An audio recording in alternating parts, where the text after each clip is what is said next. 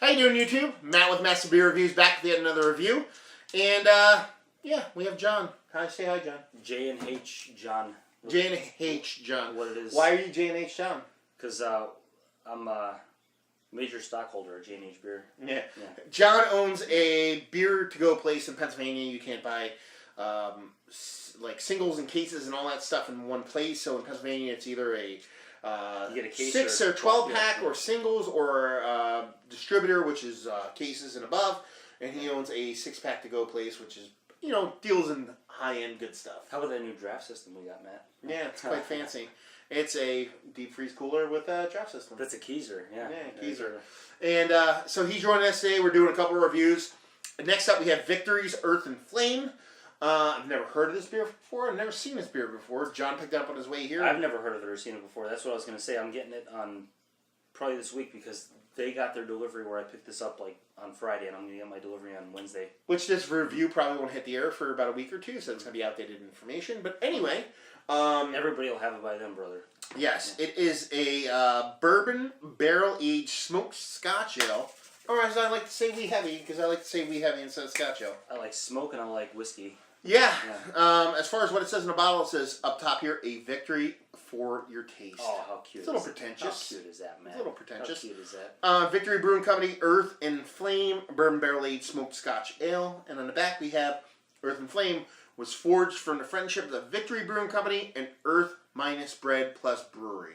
As in, must be another brewery, huh? Collaboration thing? Yes, I've never had their beer. I think they're in Philly. Okay. Yeah. With our shared passion... Yeah, because they're right by Philly too, right? Yes. Downington, yeah. With our shared passion for dark flavored ales, we saw a great opportunity to collaborate on a Scotch style ale.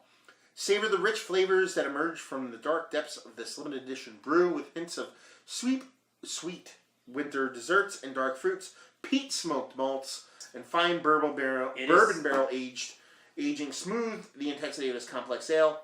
Here's the great flavors, great friends, and great times. I thought it was peat. That's what I said before, right? Bill Ron, Brewmaster Brewing Company. That's it. Label's kind of cool. A little simplistic, but I dig it. I'm a huge wee heavy Scotch fan. I know, yeah. Well, and this is plus 11.7% ABV. Yeah, I didn't see that up there. 11.7, so that's nice. I love wee heavies. I like Scotch ales. What's the bottle again? The bourbon barrel aging part of it is awesome. The smoked part, if it doesn't take front center stage, I'm going to be a fan. It's about 3 or, what was that, 3? No, November 13th, so yeah. Okay. I'm not a huge smoke fan when it comes to beers. I like brewery smoking wood. I like a couple things, but peat smoked is a little different ball game. Exactly. Yeah. You know what I mean? So, we'll see. Hopefully it's good. Peat smoked, yeah. Collaboration beers as a whole are kind of a dicey proposition. Dicey. If there's one thing that's rare in beer, it's smoked beers. If there's one thing that's super rare, it's peat smoked beers. Because I can't get any good. You can't find good smoked lagers. There's 2 breweries that make them in Germany, or well, maybe 3 in Germany. It's, you know. Yeah. Can't buy them. Can't buy them. Enjoy them. Ooh. Well, that's not good. Oh no. That just happened. So I'm gonna go to the bottle opener. Matt's gonna get the corkscrew, and I'm gonna talk about. Well, you don't have to talk because I'll just edit that. Yeah. So you can talk if you want. Well, could I talk about my my pineapple Wonder Water, Matt?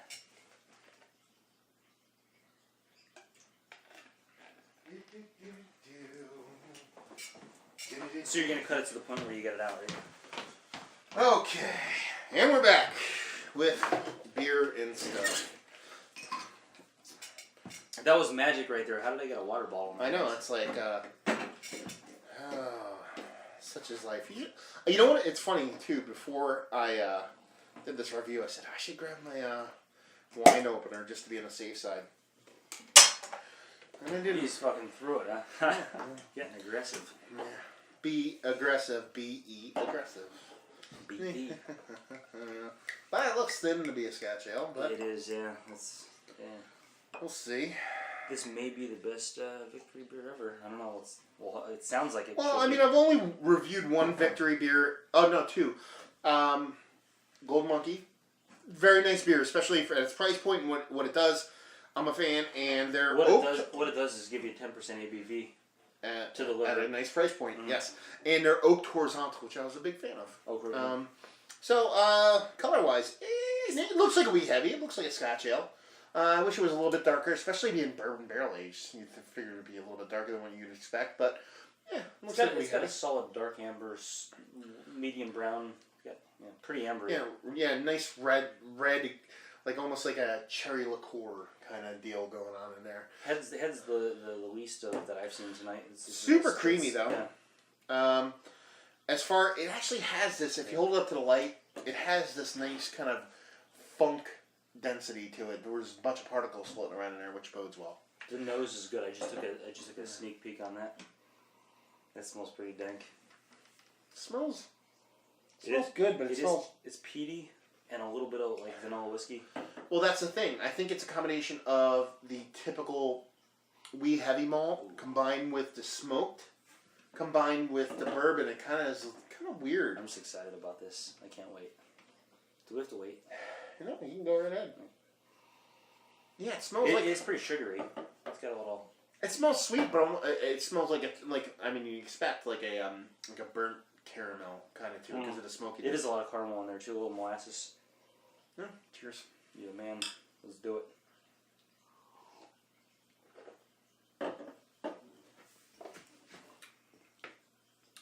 Flavor evolving. Yeah. It's time. Yeah. It needs. It's actually a really nice beer. Thinner than I expected it to be. And the whiskey's decent. It's not really strong. I would wish. It's bourbon barrel aged. You can tell it's bourbon barrel aged. I would wish for a little bit more bourbon. Maybe it's good. It's there. It's sure. just lacking in all aspects. Like if it was just, you just wish the malts were a little bit bigger. You wish the smokiness was a little bit bigger. You wish the bourbon barrel aging was a little bit bigger. That's why I said it seems like it needs age. Yeah. If you gave it a year or two, all those things would probably come to the forefront. It would be a little bit bigger. The barrel aging is there. The peat's, But the peat's there a little bit too. Everything's there. It's got a decent Everything amount they said on the label, which you have to give them kudos for that. Everything they talk about on the label is there. But they're all dialed back. They're all at like 5 and you wish they were at 11. The bourbon barrel aging is there. It's there, but it's not like, hey, look at me. I want some bourbon that's going to kick my ass. Well, I don't. That's nice, but I like balance is the key. And this is actually pretty well balanced. It's just balanced at a 5 instead of 11. You know what I mean? That's the difference. Everything. And it's weird because I can just repeat myself. The bourbon's there. The smokiness is there. Nice maltiness. Everything's there. It's just dialed back just a hair. Even with the mouthfeel, the mouthfeel's like it's perfectly balanced for what it is. You just want more from it. Mm-hmm. I just wish it was a little more. It's like I wanted more from a couple beers I had tonight. There's just like, give me Yeah, but the thing is, the beers build up. No, come on. Yeah, but this actually tastes like it would age fantastic. Especially being, what was it, 11 and change? Well, the thing though is when you age it kind of gets mellower though. Usually. No, some of that stuff's gonna come out. Usually, yeah. it'll pop open, but no, this beer's gonna get bigger. It's like a pop-up book. Remember when you were a kid? This beer is gonna get bigger and better with age. You ever make those pop-open like books when you were a kid? You cut the thing and you put 2 layers of paper together and the chicken pops out of your face. Yeah, it was a child once. That's it. Yeah. Okay. But yeah, I mean, again, like it said on the label. Sorry, I just bumped your arm there while you were drinking. It said here, it's, winter desserts, dark fruits, peat smoked malts, and fine bourbon barrel aging are all there. They're just a little bit on the weak side. Almost like, obviously they're not watering their beer down, but it tastes like a robust beer that was a little watered down. It just tastes like that maybe a few more months in the barrel or something like that. I don't know. Or maybe the barrels weren't fresh. But here's the crazy part. Yeah. We're talking about how dialed back it is, how we wish it was more. Yeah. But it's 12%. It is, yeah. So the fact that it's 12%, we're talking about how mild it is kind of a testament to them hiding the booze. It is. Belgian craftsmanship right there, yeah. If anybody knows how to hide alcohol, it's the Belgians, yeah. Victory from downtown Pennsylvania knows how to hide that. Knows how to hide that Belgian. Their EBB. Yeah. But the cork broke off, so I'm gonna give them deduct points in the landing. How about that? It's a 2-day-old bottle, and the cork broke. Yeah. Well, it wasn't coming out, and I was kind of manhandling it, so that's my fault, not theirs. You just wanted it so bad. It was like, get it. Well, I didn't want to. If you noticed, probably in the middle of the video, Bad. there was a jump cut in there where I kind of cut away only because I had to go get a wine bottle opener, and I didn't want to do that. So I figured brute force might solve the problem, as it solves almost every problem in my life. But apparently, brute force wasn't the answer for this. Hence the jump cut. Anyway, but yeah, I mean, it's a really nice beer. It's actually a beer I'm totally gonna go out and buy a bottle or two of and just throw it in my cellar because based off the taste of this, I think this is gonna age freaking amazing. I'm surely going to take one of these when I get those. I think that the smoke is pretty. Like, if you don't like smoke beers, you can still drink this. Because it's not smoky. Plus, it's not smoky. It's peaty. It's a little peaty though, but that's what I'm saying. Like, if you don't like smoke, you can still drink this because it's not very smoky. I wouldn't even classify it as a smoked beer or a peat moss beer. The nose, the nose has more peat on it than the taste, but yeah, it's like if I were gonna talk about this as. But see, you've been exposed to more smoked beers. Like, if I gave this to Harry, he'd be like, "Fuck, I don't know, that's fucking smoky. I don't want that." Really? People hate I'm not a big smoke if you're beer fan. If you're sensitive to smoke, you'll know it immediately when you drink it. But I am. Yeah. I'm not a big smoke beer fan. I mean, I think I got you a little bit used to it with some of the smoke. I mean, you like them a little bit. I've more. had them. Yeah. You know what I mean? But I mean, I wouldn't classify this as a smoky. I'd put it up there. I'd put like the again, it's thinner, so it's not like anything's up top. But I would put the bourbon barrel aging and the maltiness at 1. Mm. Not that they're huge, but that's 1. Secondary, I'd probably go. Like I'd put the peat mossy at like 3rd player. I wouldn't that smoky peatiness. I would put it like not equal to all the other parts, even though it's nicely balanced. Yeah, it's not huge. It's just kind of there. There's a little bit of like a raisin and a fig in there on the end, but it's mostly malt driven. Mm-hmm. It's not a lot of esters. There's not a lot of fruit esters. It's just really malty molasses, and so that kind of comes on. But it's all just dialed back. Yeah, it should be a little bit bigger, is what we're saying. For 12 though, you could tell it's kind of high. You just But no, for me it's easily drinkable. There's no boozy burn. There's nothing. Like to me, it's like kind of scary that it's 12%. Yeah, because I could just be like, oh, this is an easy drinking beer, bang that, this is awesome, and then in the gutter. Rating wise, I give it like an 86. Yeah, I was thinking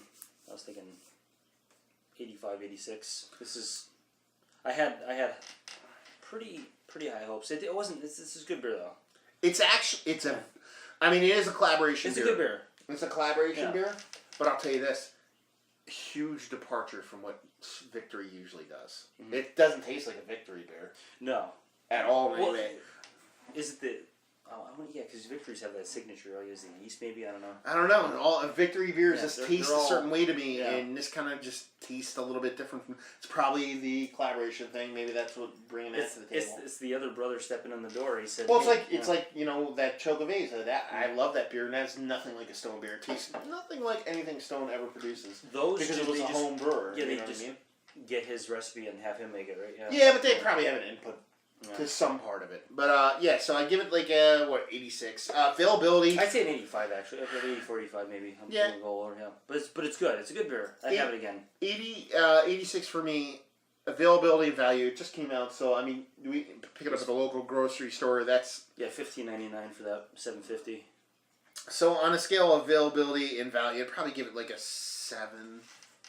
Yeah. I'd love to see this bottle at like $13.99 or $12.99 in a grand scheme of things, because I could drive to the brewery in like 2 hours. Don't forget though that $15.99 from the store is probably going to be the cheapest in the area. So it might be like it might be 18. So that's probably going to be like a 5.5 or a 6 on the scale eventually. But yeah, it's a really nice beer. If you're into wee heavies and you want like something a little bit askew from the style, might be worth giving a whirl. If you want something that you want to barrel age, or not, it is definitely Scottish. Cellar age. Yeah, it is definitely Scottish in nature, though. I mean, it tastes like a nice Scottish ale. Yeah, I think there's a lump of haggis. I mean, they did a good job making the style base beer, but yeah, I mean, it's still a little thin though. Yeah, a little thin. Yeah.